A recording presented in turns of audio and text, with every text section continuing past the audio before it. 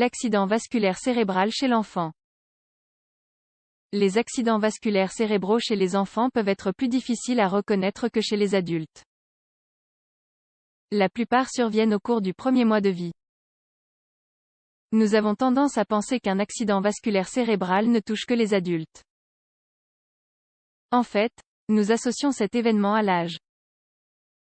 S'il est vrai que son incidence la plus élevée se situe chez les personnes de plus de 65 ans, un AVC peut également apparaître chez les enfants. L'accident vasculaire cérébral est également appelé attaque cérébrale ou apoplexie. Il s'agit de l'arrêt de la circulation sanguine dans une zone du cerveau, soit à cause d'une hémorragie, soit à cause d'une ischémie. Cela signifie que l'oxygène et les nutriments ne peuvent pas atteindre correctement cette zone. Les accidents vasculaires cérébraux sont heureusement rares dans l'enfance.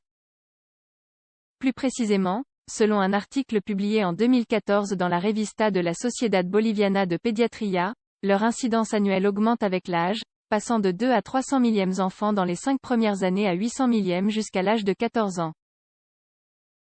Cependant, il constitue une cause importante de mortalité, puisqu'il figure actuellement parmi les 10 principales causes de décès chez les enfants. De plus, les données suggèrent que leur incidence est en augmentation.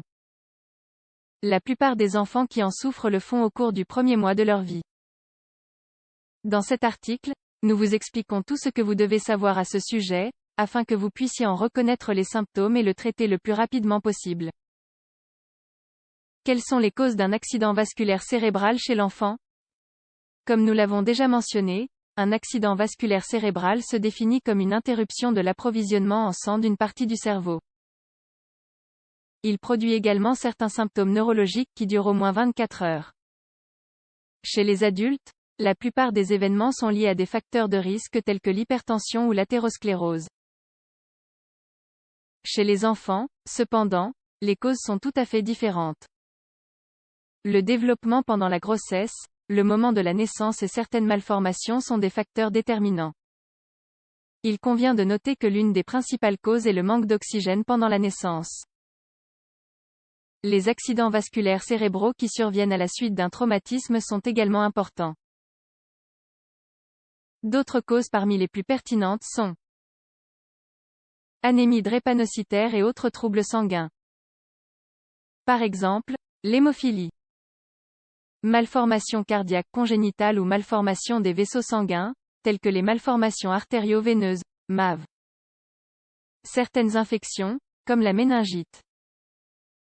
Les problèmes pendant la grossesse comprennent la prééclampsie, la toxicomanie et le diabète maternel. Les accidents vasculaires cérébraux chez les enfants sont également liés au décollement du placenta et à la rupture prématurée des membranes. À cette étape de la vie, les individus sont très fragiles. Un accident peut également survenir pendant la petite enfance ou l'adolescence, mais le plus grand nombre se produit pendant le premier mois de vie, comme nous l'avons indiqué. Comment identifier un accident vasculaire cérébral chez un enfant? La plupart des gens savent reconnaître cette situation chez les adultes. Il est très fréquent que la parole soit affectée, que la mobilité d'une partie du corps soit affectée et, en outre, que la personne se sente faible. Chez les nourrissons, cependant, il peut être difficile de reconnaître un AVC. Lorsqu'elle se produit en relation avec la naissance, les bébés peuvent ne pas présenter de symptômes jusqu'à ce qu'ils grandissent et se développent. En fait, beaucoup d'entre eux peuvent même ne pas en connaître. Le symptôme prédominant est les crises d'épilepsie. D'autres signes d'alerte chez les bébés incluent un retard de développement et des difficultés à manger. Certains bébés ont même du mal à respirer correctement. Chez certains patients, on observe une paralysie soudaine d'un seul côté du corps, comme chez les adultes. Les AVC chez les enfants plus âgés présentent des symptômes qui ressemblent de plus en plus à ceux des adultes. Ils peuvent avoir problèmes d'élocution, maux de tête, paralysie, perte de mémoire, changement de comportement. Comment sont-ils traités? En cas d'anomalie constatée chez un enfant, il est essentiel de se rendre aux urgences le plus rapidement possible. Comme nous l'avons vu, les symptômes peuvent passer inaperçus. Il est donc important d'y prêter attention et de se rendre fréquemment chez le pédiatre. Le traitement de l'AVC chez l'enfant est complexe et dépend de la cause de l'AVC. Dans le cas des crises d'épilepsie, les enfants ont le plus souvent besoin d'un traitement à base de médicaments antiépileptiques. S'il y a une malformation ou un problème congénital, il faut s'en occuper. En outre, la plupart des enfants qui subissent cette pathologie ont besoin d'une rééducation.